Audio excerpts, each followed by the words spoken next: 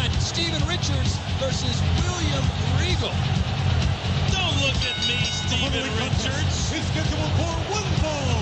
Introducing first from Philadelphia, Pennsylvania, weighing 230 pounds, Steven Richards. Now, we see that physically Steven Richards has showed up, but much like yourself on a week-to-week basis, we don't know if mentally Stevie Richards is really here. Well, did I mention also that Chuck Palumbo had been on Heat a couple weeks ago? We talked about that. Brother, live in the now. Live in the now. We're the main event. Not 50 minutes ago. From Blackpool, England, weighing 240 pounds, William Regal. You a big William Regal fan? Yeah, huge. Him and I see eye to eye all the time. I note a hint of sarcasm in your voice. I love this music. It's nice to talk to him. Don't you agree, Coach? Blah, blah, blah, blah, blah, blah. That's got to be the worst English accent I've ever heard. You didn't have to yell, did you? It's not getting any better. So it's William Regal and Steven Richards, two athletes that Jonathan Coachman absolutely loves. So my color commentary in this match should be priceless. It should be nails right on. Well, your commentary is always right on, Coachman, and we're so privileged to have you here at the announce table. But, you know, Steven Richards isn't always right on. It seems like ever since he and Victoria parted ways many, many weeks ago, Steven Richards has not been the same man inside the ring. He's either thinking about someone else, he's yelling at the crowd, he's yelling at the referee. Anything and everything is on Steven Richards' mind except for his opponent in front of him. And today, that opponent is William Regal. And we've talked about William Regal's wrestling style. It's not exactly the traditional style. And Richards is going to have all he can handle here from William Regal. And once again, Steven Richards, well, we don't know what he's thinking here, but he doesn't want anything to do with William Regal right now. You know, this should be very interesting. The Regal chant I can't figure out. But William Regal just recently was medically cleared to come back into the ring. But I really wonder if this is the smartest thing for this man to do after being away from the ring for so long. Obviously, this is what he wants. This is why he came back. Eric Bischoff giving him the chance, managing Eugene or watching after him, whatever you want to call it. Now he's got the opportunity. Let's see what he can do with it. Well, I think William Regal is probably looking more forward to this match than he was on Raw a couple weeks ago when he was scheduled to face the big red monster, Kane. That wasn't too much of a match now, was it? It wasn't. It got brutal bad early. I love to see Kane just rip people apart. You know, Kane and I are pretty good friends. Kane doesn't have any friends. We hang. We understand each other. We do. You understand the big red monster. When you live in the world that me and Kane have to live in. What world do you live in? When everybody is afraid of you.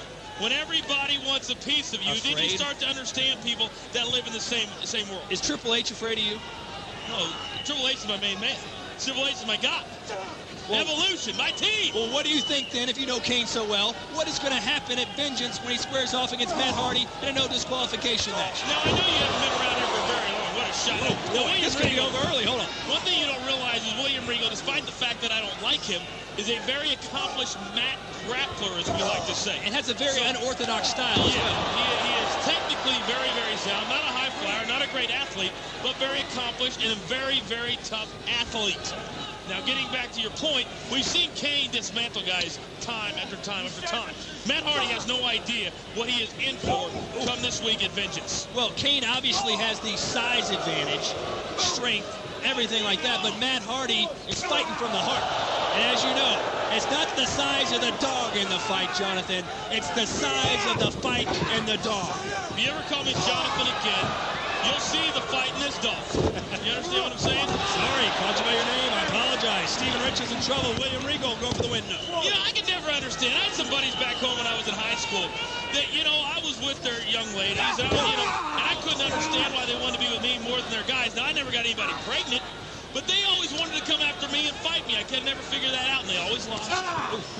So I don't understand why Matt Hardy can't look in the mirror and say, listen, it's not my child anyway, and then I'm going to go in and get my butt kicked. You don't know that. It could be Matt Hardy's child. It's 50-50. Are we going to have a DNA test at Vengeance? Are we going to have the no disqualification match and then a DNA test? I don't know. Stranger things have happened. We just might. You never know what to expect at Vengeance. Anything could happen. And William Regal now, look at him holding that left arm. Oh, what is this? Now this I like. days ever do you see Steven Richards stop to smell the coffee? Stop to get a little bit cocky. Stop to show a little bit of attitude. Usually, he just stops to throw a hissy fit. Well, right there he did. I think that was a Queen of England salute. And Steven Richards continuing to work that left arm of William Regal. And now the referee asking William Regal if he wants to give up. We knew coming into this match was not going to be, how do I say it, poetry in motion. But we did know that it was going to be very competitive and a match that most people don't normally get to see. Right, and right now William Regal has Steven Richards up, trying to do a roll-up here on Regal. 1, 2. One match we really haven't gotten into that much. Hold on. Big kick there from Richards. It's the Batista and Chris Jericho match. Another David and Goliath type story, much like Matt Hardy and Kane. Chris Jericho, well, Batista towers over Chris Jericho. And the reason we haven't talked about this match is because I feel sorry for Chris Jericho. I didn't want to talk about what's going to happen to Y2J just a few days after he was beaten by Randy Orton. Batista is starting to come into his own. Batista is starting to become the man that everybody thought he could be when he joined Evolution. And I think that Chris Jericho is going to quickly realize that he is way out of his league when you talk about Batista. So what you're saying is Chris Jericho will be an easy step on the ladder to the top for Batista. Mark my words. We'll be talking about this next week.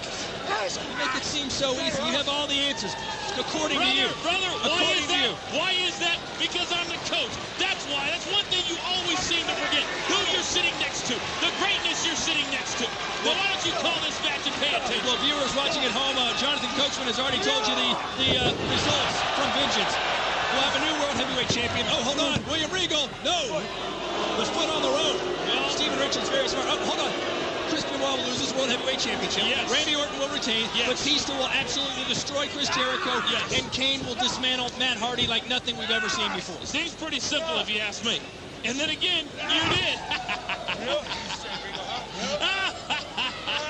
Well, right now, William Regal still in a bunch of pain as Steven Richards was almost beaten, but wisely put his foot on the rope. Do whatever it takes to win. And right now, Steven Richards thinks the key to his success is working that left arm of William Regal. You got to believe that Regal is starting to wear it down. He certainly cannot have the in-ring wind, so to speak, to take down a Steven Richards. He hasn't been in the ring in a long time. Boy, well, William Regal certainly has the experience factor and the edge over Steven Richards, and right now that's beginning to show as William Regal is shaking off the rust on that right arm. He's holding back the pain there with a back body drop on Steven Richards. And he wants more. What in the world is that? Come on! I'll say you come on. Oh, what happened to stopping to smell the roses? Letting everybody know what's going on. Hold on, this could do it. It does. Well, that was a shot right to the temple. A knee. That could knock anybody out. Your winner, William Regal. You know, I'd love to stay and chat, but I got to go get ready for Vengeance. I got to get ready for the Diva Special. The coach is a busy man. I might see you next week. I might not. It all depends how I feel. Well, thank you for gracing us with your presence this afternoon. I really appreciate it. No problem. Ladies and gentlemen, Vengeance is here, and what a main event it should be. Triple H, Chris Benoit for the World Heavyweight Championship. For Jonathan Coachman, I'm Todd Grisham. Thanks for watching Heat.